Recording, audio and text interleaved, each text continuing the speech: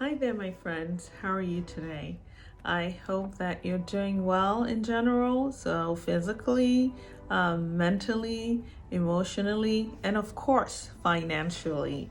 And thank you for joining me on my financial talk today.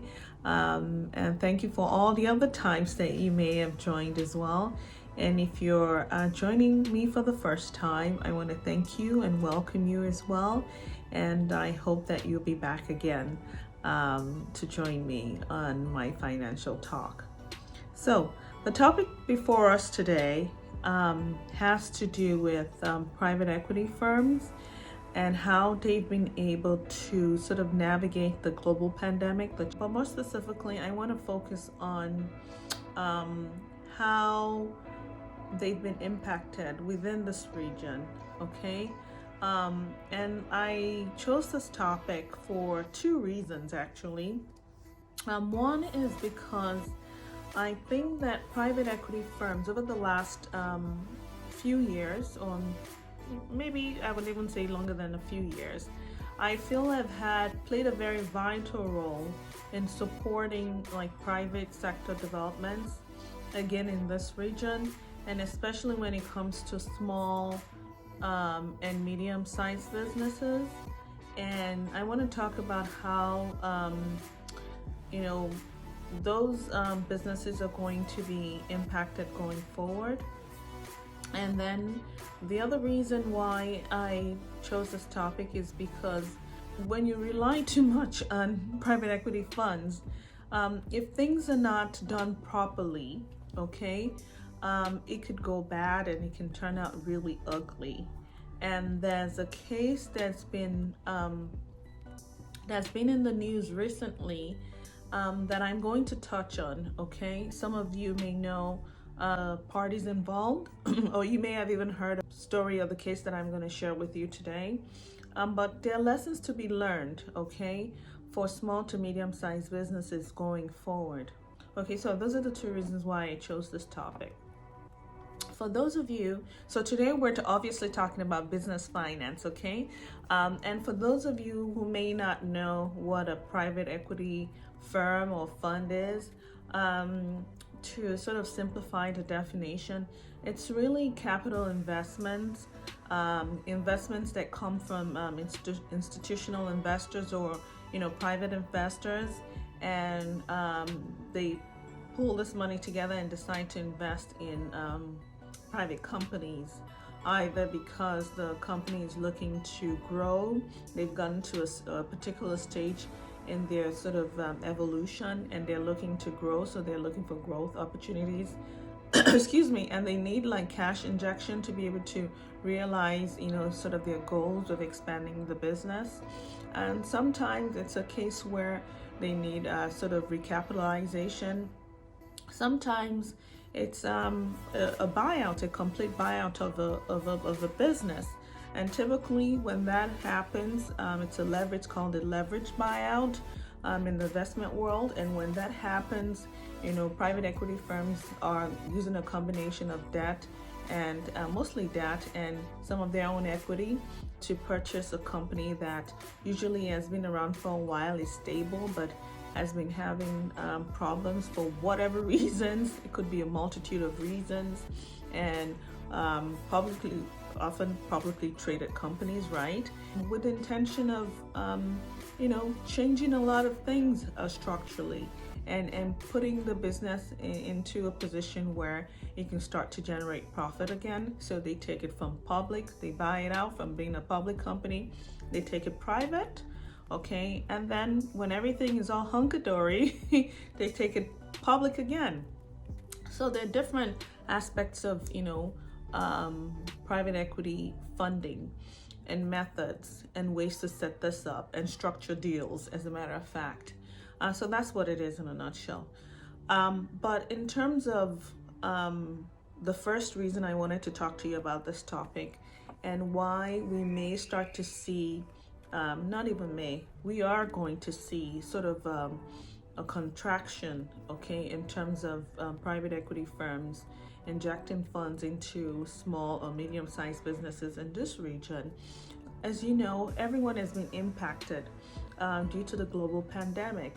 And really now it's going to be more challenging, as I said, for private equity firms to be able to say they want to come to this region, emerging market, okay, that's what our region is, and say they want to start injecting funds. And part of it is due to the fact that, look, institutional investors wouldn't really have that flexibility like they had before to be able to assign, some of their assets to, to this particular region, because again, we're an emerging market, and it's just very difficult at this point to be able to sort of get the wheels rolling again. And so we may be ignored for a little while, although I also think it presents an opportunity in this region, which I'll talk about.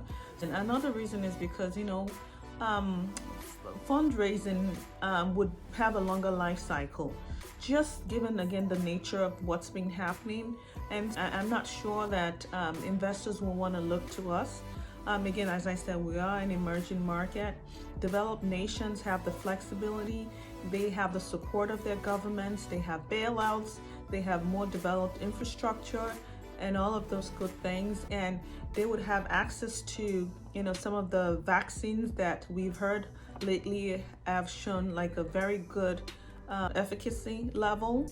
So, all of those things combined, we are not at an advantage. So another reason is because, with what's been going on, obviously, and it's not just in this regions, private equity firms are having to write down their company portfolios because the valuations are now going to look a little bit different, right? And so, what are they going to do? Look at us again, we are generally at a disadvantage. And then again, with Forex volatility, look at the rates right now. It's really not in our favor. Inflation, there's so many things, so many elements to this that are not working in our favor. But I think that's one side to it. I'm an optimist, and I tend to look at things as a whole. I always tend to look at opportunities, okay? I see something that's so challenging. I always say, okay, so what's the opportunity here? And is there a way to turn this thing around, for good? There may be opportunities for, private equity firms who have a more long-term focus, who are willing to, take a chance, who want to be here in this region for a long time to come, who want to learn more about this region, quite frankly, because I do feel that there's a certain resilience that we have in this region. And if everything is done the right way, you can always bet on this region, okay? So what are some of the opportunities that I'm talking about? One opportunity is that people have been talking about some mega trends that are emerging. One has to do with digital transformation. Look at everybody. We've all had to adapt, to having to do business and work online and do things over the internet and to become more digital, if you will, with our day-to-day lives, our work lives, everything that we do. We've been forced to adapt, and adopt technology. And so that's an opportunity there that PE firms can bring that expertise and help businesses. And then also with the supply chain, with the global supply chain having been impacted, there's an opportunity to turn to look locally. And so that's another opportunity right there. Very quickly, because I don't have much time, I want to talk about a certain private equity firm and pharmacy that has been around for a very long time in this region, signed an agreement with this foreign private equity firm, okay, to fund the pharmacy. The agreement, as I understand it, was an opportunity to sort of grow this pharmacy to be the number one retailer on this continent. And from what I understand, the PE firm actually fulfilled the funds were supposed to be dispersed in two tranches, right? So the first one occurred, it was 10 million, and the total was 18 million. And some of you may be familiar with this case. I'm not going to mention names just because I want to protect the parties involved. So the agreement was signed sometime 2 years ago. And so the funds, the first one was dispersed 2 years ago when the announcement was made. And the second one was supposed to have been dispersed sometime last year. And then apparently the PE firm maybe was getting pressure from its fund providers, and they were looking for an alternate source. So they were looking to development finance institutions to be able to do like a fund swap so that they would be able to fund this pharmacy. Okay, but I don't know what happened. Maybe they weren't able to get those funds. They weren't able to secure those funds. And maybe there was a lot of pressure, but things just turned ugly, okay? So much so that lawsuits have been filed here and in the UK, where this PE firm is actually located. So this is the advice I'm going to give businesses on this side, okay, in this region. I know that it's very difficult to raise funds in this region because we don't have that culture yet, okay? Investors here, local investors, by and large, are not comfortable injecting their cash in locally grown companies for whatever reason. I'm hoping that one day we'll get there. We shouldn't be looking to outside sources, ideally. There are enough people in this region that can actually help fund the private sector, okay? But we don't do it. And here we are with this particular pharmacy that now, like I said, there's a lawsuit and everything is just gone crazy, okay? When you decide to take money from a PE firm abroad or whatever the case may be, or an investor abroad, okay? Remember, you're borrowing in essence in a foreign currency, and you're earning local currency. It's going to be difficult. PE firms, they look for huge returns, besides the fees, besides the margins that they're looking for, the carried interest. I mean, PE firms look for huge significant returns, and that's how they make money. That's just the nature of how PE firms work. How long is it going to take you a business to be able to pay back? It's always very difficult. As a matter of fact, there's another case that I can remember. I think it's a telecoms company who found themselves in a similar situation where they had gone to borrow money in foreign currency.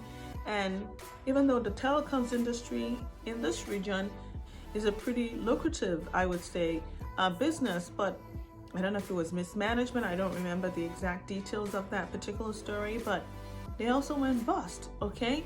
So all I'm trying to say is that, look, as much as you have a dream and you want to grow your business and you want to, become sort of this global number one, whatever other tagline you want to, assign to your business. I want to be the first in Africa. I want to be the first in this region.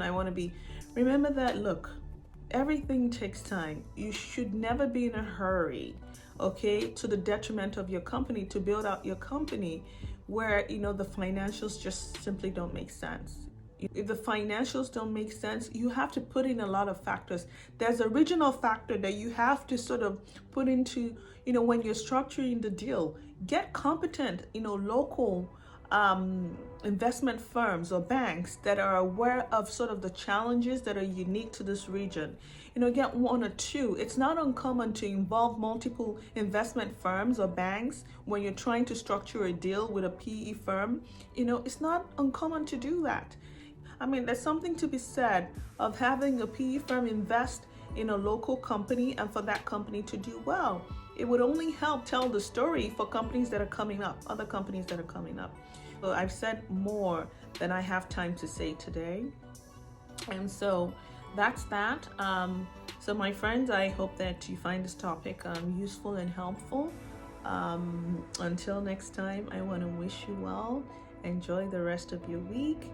And let's look forward to getting vaccinated, hopefully, right? And having our economy reopen. Okay, fingers crossed. All right, stay positive, my people, my friends. I'll see you next time. Bye for now.